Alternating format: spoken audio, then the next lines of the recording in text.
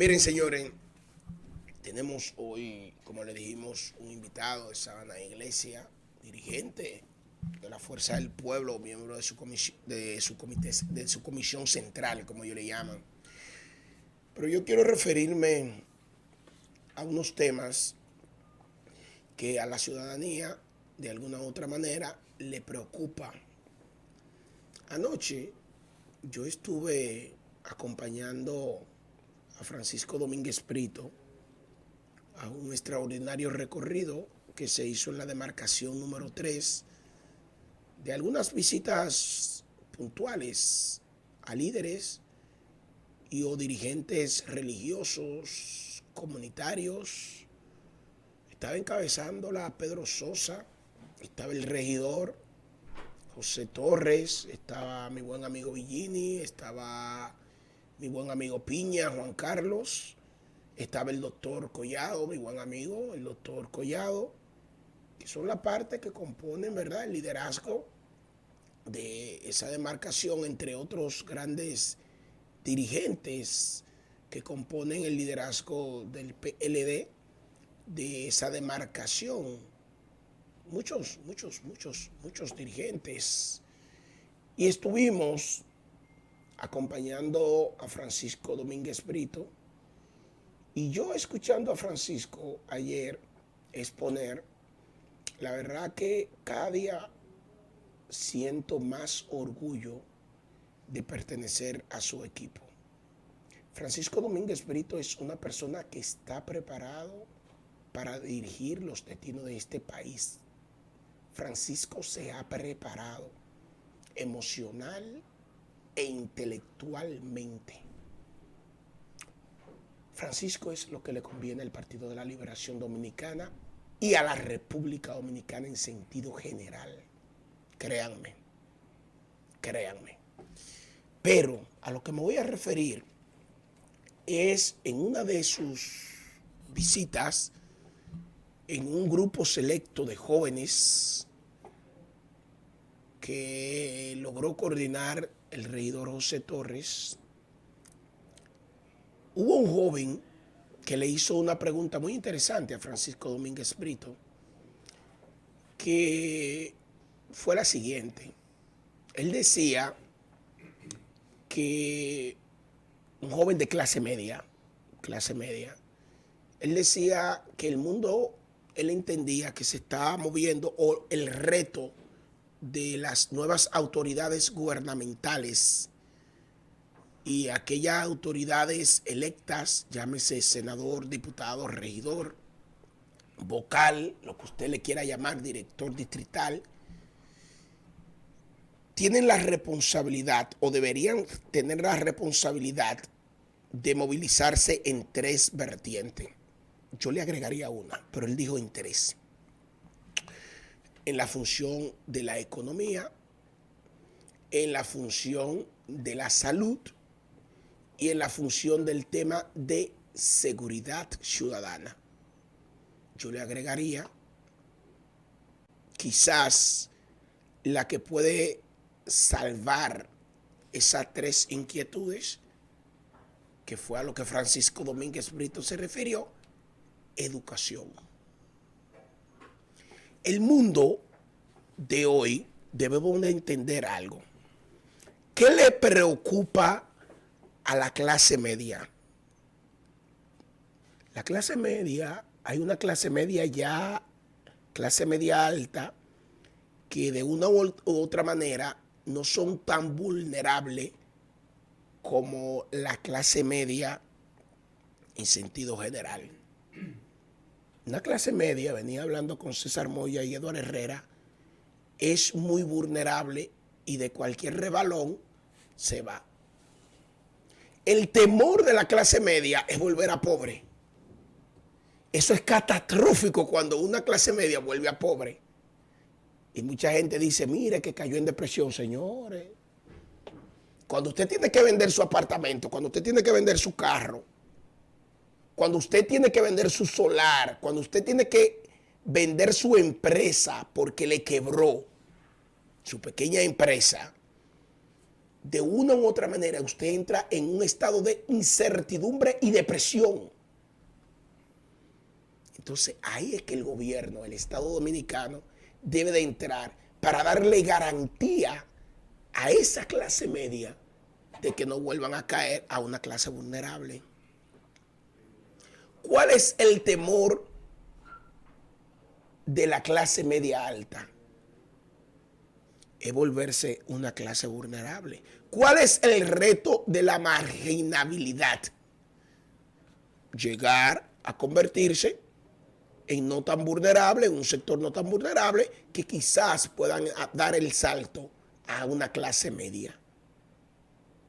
Y así va fluctuando el ser humano. Yo quiero seguir fortaleciéndome porque yo quiero comprar mi carrito, yo quiero tener mi apartamento, que son los parámetros que te define si tú eres clase media o no. Si usted tiene su casa, si usted tiene su apartamento, si usted tiene esto, si usted tiene un buen seguro, usted es clase media. Ya la clase media alta ya va en otro renglón. Pero hay parámetros que te lo definen. Hay comportamiento social y económico que te van definiendo. El otro tema, el tema económico es más preocupante para la clase media que para la clase vulnerable. Porque en el afán y en la lucha de no volver a una clase vulnerable, entonces ellos sienten ese temor, como lo están sintiendo ahora, que se sienten desprotegidos por el Estado Dominicano porque este no le ha brindado la facilidad para que ellos sigan incrementando sus negocios o para que no pierdan sus negocios. Yo decía en tiempo atrás, si usted pasa por la calle del Sol, la cantidad de negocios que han quebrado, que han salido del sistema, es abrumador. La cantidad de amigos y amigas que nosotros tenemos que han salido del sistema de los negocios y han tenido que irse del país, o sea, es abrumadora, porque el Estado no le está dando garantía. Cuando usted se va al campo, ese tema del presidente, de las importaciones, de la tasa cero, oiga lo que le voy a decir, eso puso en juego y está poniendo en juego el campo de la República Dominicana. Y si está poniendo en juego el campo de la República Dominicana, está poniendo en juego a los productores, pero también a los avícolas, pero también al sector porcino.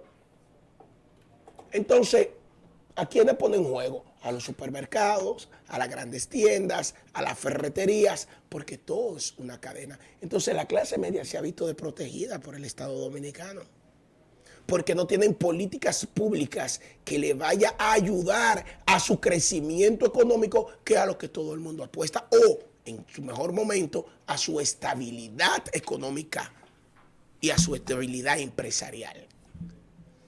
El otro tema es el tema de la salud. Si en un estado se logra tener garantía de un buen sistema de salud, yo creo que tendríamos un poquito, o nos dolería menos la cabeza. Nos dolería menos la cabeza. El Partido de la Liberación Dominicana garantizó que casi la totalidad de la población tuviera un seguro, el seguro Senasa. Casi la totalidad. Y por eso tú te encuentras una persona vulnerable en el Hospital Homs. Con el rico, con el seguro de Senasa, con el seguro del Estado. Pero cuidado, porque la clase media ahora va a una clínica y tiene que pagar 2,000 de diferencia, aparte de la placa que le manden a hacer y luego la receta. Ajá, ¿y usted cree que no lo está sintiendo? Desde luego que lo está sintiendo. Desde luego que le están lastimando el bolsillo. Y entonces ese tema de la energía eléctrica, que la gente lo ve tan light, algunas personas dicen es una crítica. No, no es una crítica. Es que te está afectando el bolsillo. Es que a un negocio, por ejemplo, yo tengo un amigo que su esposa y ellos tienen un salón y me dice que la energía le llegó de 13,000, pero del lado de la luz, de la que arreglan las uñas, le llegó de 10,000. Hay 23,000 pesos de energía eléctrica. La cebolla. 23,000 pesos de energía eléctrica. Y entonces, ¿cómo se va a sostener ese pequeño empresario? Allá en el Salón Fortuna de mi amiga Dania. ¿Dónde? ¿Cómo se va a sostener? No hay manera. No hay manera que se pueda sostener. Y un centro de uñas. Imagínese usted pagando 10,000 pesos en un centro de uñas. Eso es quebrarle en un mes. Desde luego. Y el otro tema es el tema de la seguridad ciudadana. Señores, aquí nadie quiere salir a la calle. No atracan. No atracan.